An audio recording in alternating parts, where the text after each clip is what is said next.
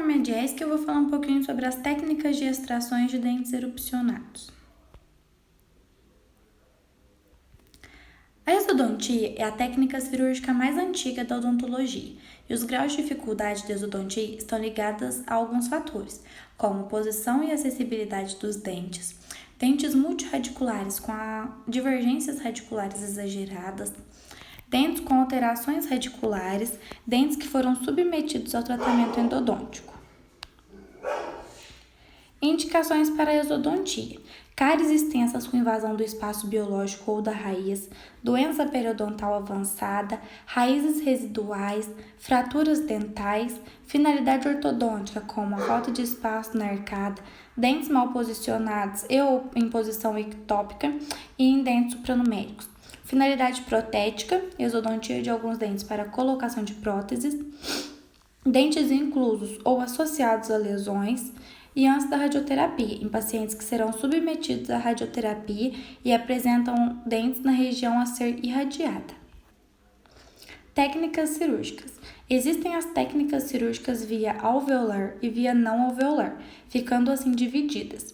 Via alveolar, exodontia é a exodontia pelo alvéolo. Por alvéolo, por seccionamento, por alveolectomia parcial ou por alveolectomia total. E temos também a via não alveolar, criando uma via através dos tecidos, por retalho, por osteotomia mais odontosecção. Alguns passos são comuns em todas as exodontias, como a sindesmotomia e a adaptação do fórceps.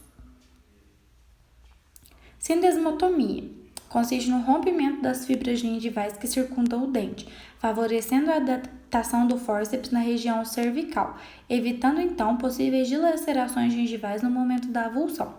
Adaptação do fórceps. Nesse momento, é necessário ter muito cuidado para não apreender tecido gengival. A apreensão deve acontecer na região cervical, no sentíbulo vestíbulo palatal. Devemos adaptar a ponta ativa do fórceps no sentido mais apical possível. Por alvéolo. Após a sindesmotomia e a adaptação do fórceps, devemos realizar os movimentos de luxação. Os movimentos irão promover a expansão das paredes do alvéolo. Eles devem ser feitos no sentíbulo vestíbulo palatino ou vestíbulo lingual. E eles devem ser feitos pausadamente, com o aumento gradativo da força, sempre exercendo maior intensidade do movimento para o lado da tábua óssea menos espessa.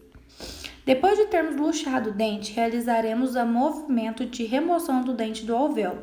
É um movimento controlado de tração, exercendo força mínima. Devemos ter muito cuidado com os dentes antagonistas e vizinhos. O dente deve sair facilmente depois de luxado. Caso encontremos alguma resistência, é sinal de que algo está errado. Devemos então remover o dente em direção à tábua óssea menos espessa. Por fim, realizamos alguns procedimentos no alvéolo dental, como irrigar o alvéolo com soro fisiológico, promover a curetagem e inspeção. A curetagem será realizada apenas em dentes que tinham lesões periapicais. Dentes sadios não necessitam de curetagem. Vamos também promover a regularização óssea quando for necessário, manobra de Schompedt, que é a compressão das paredes vestibular e palatina do alvéolo para reduzir a expansão óssea ocorrida durante os movimentos de luxação, apenas em maxila. Finalizaremos então com uma sutura simples ou em X. Por seccionamento. Após a sindesmotomia, iremos realizar a odontosecção do dente de interesse. Iremos realizar a separação da porção coronária ou radicular, podendo ser no sentido longitudinal ou transversal. Os objetivos do seccionamento são simplificar a extração pela individualização de raízes de dentes multirradiculares, evitar fraturas de rebordo alveolar ou de raízes dentárias e eliminar a impacção de dentes retidos. Os primeiro e o segundo molares superiores têm 3 raízes, geralmente divergentes, sendo 2 vestibulares e uma palatina. Promoveremos então o seccionamento em T ou em Y, separando assim as 3 raízes e retirando uma a uma, com a sua respectiva porção coronária. O primeiro e o segundo molares inferiores têm duas raízes, sendo uma mesial e uma distal.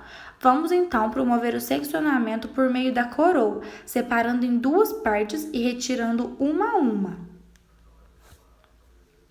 Por alveolectomia parcial. A alveolectomia parcial consiste no desgaste parcial da tábua óssea alveolar.